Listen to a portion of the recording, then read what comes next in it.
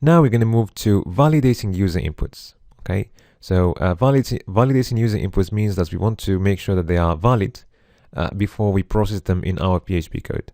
As an example, you want to make sure that if a user inputs their email address, we want to make sure that it's actually a proper email address. Okay, so let's create a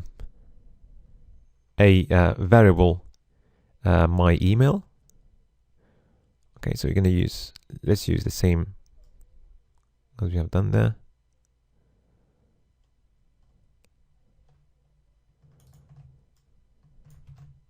So this is going to be the email that the user has input in the email address field. Okay, so first of all, before we validate the email, we are still going to clean the email first. Okay, so we're going to still use the filter var function to clean the email. All right, so now we have a clean email. So if we echo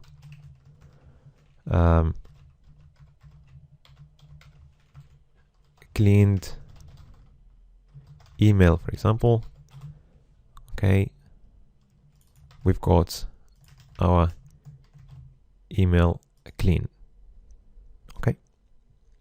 Okay, now the other step is we want to validate this email. Okay, so what I'm going to do, I'm going to take out the @ symbol, okay, and then refresh the page. So this is our cleaned email, but we know it's not a correct email. It's not valid email, okay?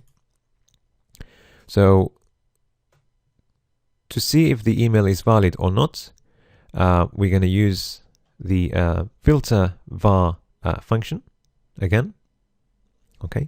So what we're going to do, we're going to echo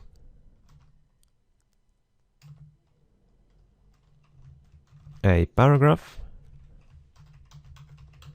where we're going to check if the email is valid or not. So we're going to write email validation. Okay.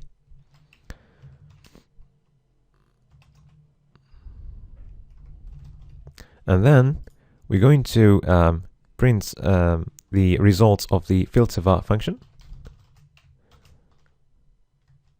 So this time the filter var function is going to take as second parameter filter validates email rather than sanitize email.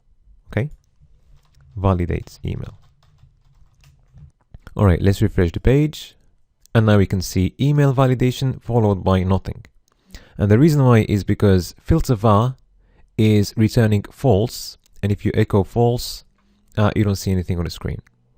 So it's returning false because the email is not valid.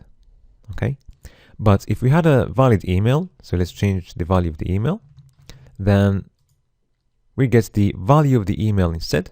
So filter var is returning the actual value of the email if the email is valid. Okay, otherwise it returns false. So let's use the return value of the filter var to write a simple piece of code. So if the email is valid, we're going to echo valid email. Otherwise, we are going to echo invalid email. Okay. So you're going to echo a paragraph. Valid email. Otherwise, invalid email. So if we refresh, we can see that we're getting there a valid email. If we change the value of the email, now you can see invalid email. Okay. All right. So now let's move to the URL validation. So we're going to use the same example we have used earlier. So we've got a variable set to a URL, and we're going to clean it first before we validate it. Okay, so to validate the URL, or before we do that, let's just echo a paragraph saying the value of the cleaned URL. So cleaned URL, and then let's just add the variable there.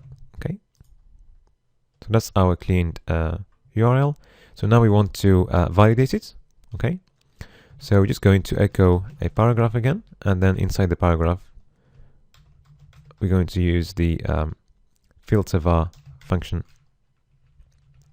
So URL validation, and let's add the filter var function there, and rather than sanitize, we're going to use validate. Okay, so if we refresh the page, we can see the actual URL, and the reason why is because the URL is valid, so the filter var function is returning the value of the URL. Otherwise, if it was not valid, then the filter var function would have returned false. Okay, so that was a quick overview for PHP filters. In the next video, we are going to use this to build our first contacts form.